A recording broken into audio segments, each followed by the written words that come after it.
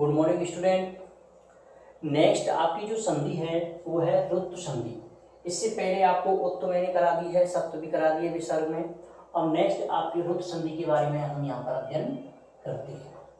अब देखिए ऋतु संधि में क्या है, यानी विसर्ग के स्थान पर रा हो जाता है इस संधि के, इसलिए इसका नाम ऋतु पड़ा है। अब देखो इसकी कंडीशन क्या होती है। जो विसर्ग होता है, विसर्ग संधि में हमेशा विसर्ग के बाद में स्वर या व्यंजन कोई भी आए, वो भी एक कंडीशन होती है।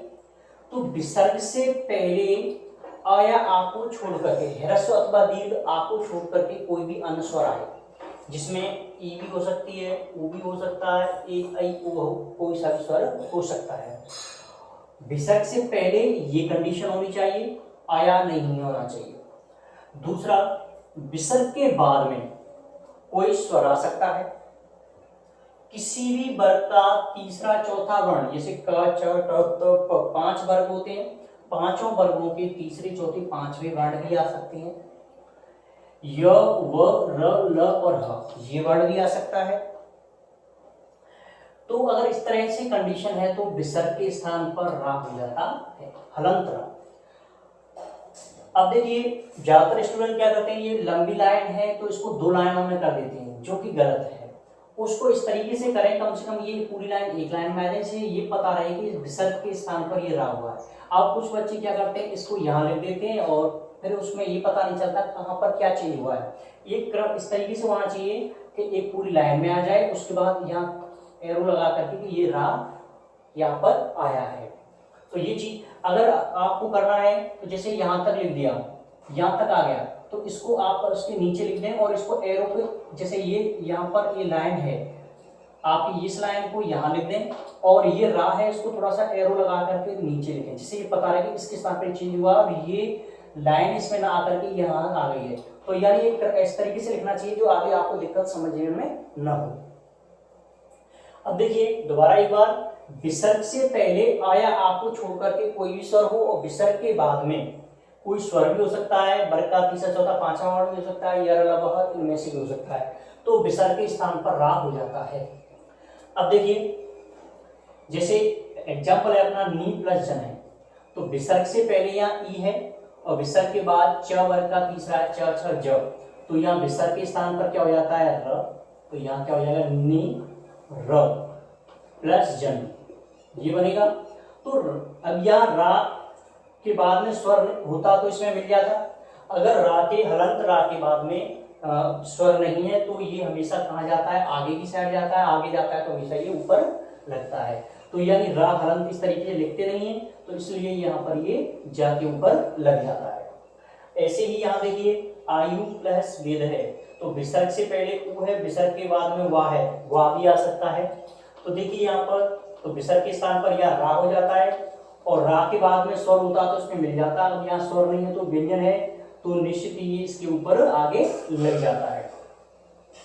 नेक्स्ट देखिए एग्जांपल दू प्लस आचार है, तो यहाँ विसर्ग से पहले उ है और विसर्ग के बाद में दीर्घ आ है, स्वर है, तो विसर्ग के स्थान पर यह रा हो जाता है और रा में ये दीर्घ आ मिल जाएगा, तो दुराचार है। इस तरीके से शब्द होता है। यानी अगर रा जहाँ आ रहा है उसके बाद में अगर स्वर है तो रा में वो स्वर मिल जाता है, अगर कोई व्यंजन है तो निश्चित ही रा उसके ऊपर चला जाता है, आगे वाले व्यंजन के ऊपर। तो इसकी यही पहचान है कि अगर मान चलो स्वर है तो उसमें मिल जाता है और अगर व्यंजन है तो निश्चित ही वो मध्य में रा ऊपर आता है, जैसे निर्जन, आयुर्वेद, तयोर मध्य, आगे जो भी एग्जाम्पल है।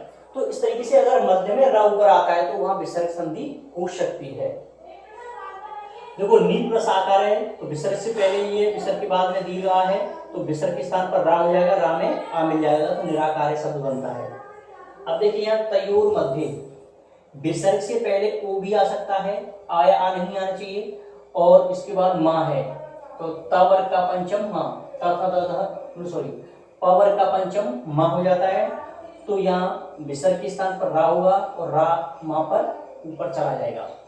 अगला है देखिए मुनि रिद्धि, तो विसर्ग के स्थान पर यह रा हो जाएगा, रा में ई मिल जाएगी, तो मुनि रिद्धि, इस तरीके से ये बनता है।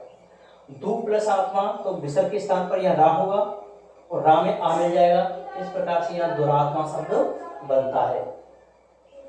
अब देखिए ये कंडीशन रुत संधि में होती है, मगर इसके कुछ अपवाद भी होते हैं, कुछ अलग से कंडीशन नियम के भी उपनियम भी होते हैं, कई कई कंडीशन में इस तरीके से। तो 2-3 शब्द मैंने यहाँ पर आपकी बुक में देखे हैं, तो इसलिए मैं यहाँ पर इसको भी आपको बता देता हूँ कि यदि कोई अव्यय शब्द हो, जैसे यहाँ दे रखा है पुनः और प्रातः, ये अव्यय शब्द हैं, पुनः और प्रातः ये दोनों शब्द अव्यय हैं, या रेकारांत शब्द हो। अब देखो ये पिता शब्द जो होता है, पितृ शब्द होता है मेन, यानी संबोधन है ये, तो यानी यहाँ पर ये पिता शब्द क्या है, संबोधन है। तो यहाँ संबोधन भी हो सकता है, कोई भी संबोधन हो, या रेकारांत शब्द हो जिसके अंत में ऋषि वाली री हो, या अव्यय शब्द हो। अगर वो शब्द है तो वहां पर यानी अगर ह्रस्व आपी है तब भी वहां रा आदेश हो जाता है। यहाँ देखिए, अब इस नियम के अकॉर्डिंग तो यहाँ आ नहीं आना चाहिए, जब ही रा होगा, जबकि यहाँ ह्रस्व आ है, यानी अव्यय शब्द हो, संबोधन हो या रिकारांत शब्द हो, तो वहां पर ये नियम न लग करके वहां रा भी आदेश हो सकता है। जबकि यहाँ देखिए आया आ नहीं आना चाहिए, जबकि यहाँ आया है, ह्रस्व आ यहाँ पर आया है। तो यहाँ इस तरीके से जो शब्द होते हैं अव्यय शब्द, पुनः और प्रातः अव्यय शब्द है, इसलिए यहाँ पर विसर्ग से पहले आ भी आ सकता है, तब भी यहाँ रा हो जाएगा। आगे की कंडीशन तो सेम रहती है, मगर यहाँ पर क्या है, सिर्फ आ भी हो तब भी रा आदेश हो जाता है। तो इस प्रकार से यहाँ पर पुनः शब्द क्या है, अव्यय शब्द है, तो यहाँ विसर्ग से पहले इसमें आ गया, इसके बाद तीसरा वर्ण है तो विसर्ग के स्थान पर रा हो गया है और रा इसके ऊपर चला जाता है। ऐसे ही जो प्रातः शब्द है वो भी एक अव्यय शब्द है, इसलिए यहाँ विसर्ग के स्थान पर रा आ सकता है और ये इसके ऊपर चला जाता है, लग जाता है। ऐसी पितय बंदे, ये संबोधन भी जैसे पितय, हे पिताजी, इस तरीके से होता है रेखानंद। तो यहाँ पर विसर्ग के स्थान पर भी रा हो जाएगा और रा इसके ऊपर चला जाता है। तो ये इस तरीके से, हालांकि इस तरीके के एग्जाम्पल आपके लिए नहीं आते हैं, आपको मेन नियम होते हैं वही आते हैं, फिर भी कुछ चीजें आपको जैसे बुक वगैरह में मैंने देखा है तो मैंने आपको इसको भी बता दिया है।